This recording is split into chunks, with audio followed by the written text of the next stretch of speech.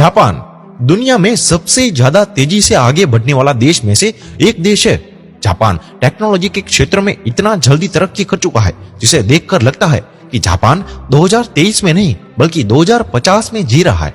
Japan के लोग हर छोटी से छोटी चीज को टेक्नोलॉजी से जोड़ देते हैं। तो चलिए आज की इस वीडियो में जानते हैं जापान के ऐसे आविष्कारों के बारे में जिसे देखकर आपको यकीन हो जाएगा कि जापान 2023 में नहीं बल्कि 2050 में जी रहा है। और नंबर 1 पर है कलर चेंजिंग क्लॉथ।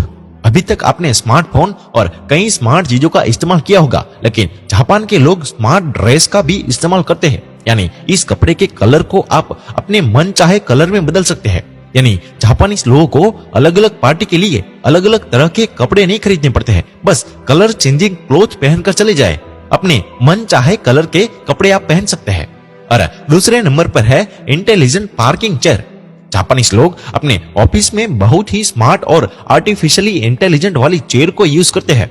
यह दुनिया की पहली ऑटोमेटिक चेयर है। इस चेयर के सामने क्लैपिंग यानी कि ताली बजाते ही यह अपनी जगह पर सेट हो जाती है।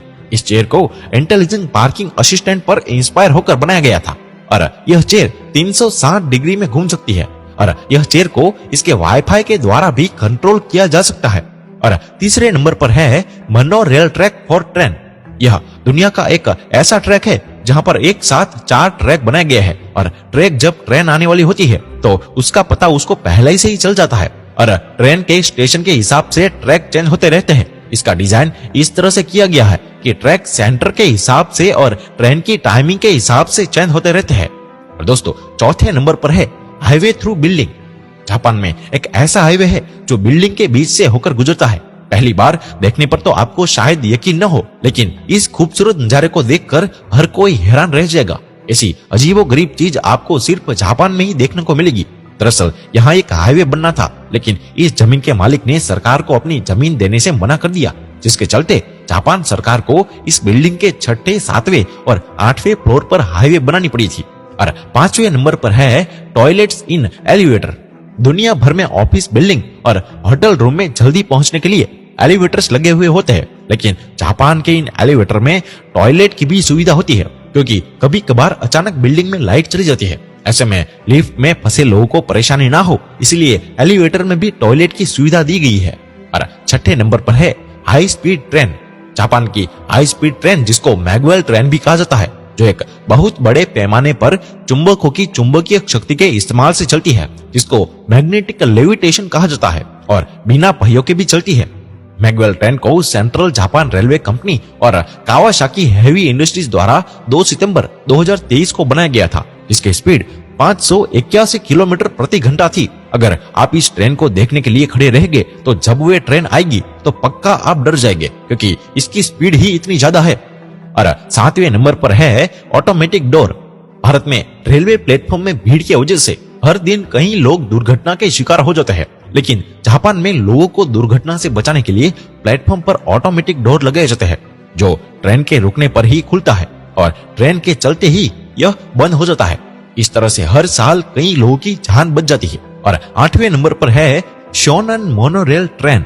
आपने ट्रैक के ऊपर चलने वाली ट्रेन तो बहुत देखी होगी, लेकिन जापान में ट्रैक के नीचे भी ट्रेन चलती है। मोनोरेल एक ऐसी ट्रेन है जो कि रेलवे लाइन पर नहीं बल्कि इनके बीम के सहारे चलती है और इसके सारे कोच भी इससे जुड़े हुए होते हैं। इसका पाथ सड़क मार्ग से लगभग 10 फीट या इससे भी अधिक ऊंचाई पर बनाया जाता है, जिससे कि यात्रियों को ट्रैफिक से बहुत आराम मिलता है। साथ ही यात्रियों की सुविधा का ख्याल भी रखा जाता है। और 9वें नंबर पर है हर चीज के लिए वेंडिंग मशीन। जापान में 50 लाख से भी अधिक वेंडिंग मशीन मौजूद है। क्यों चौंक गए ना?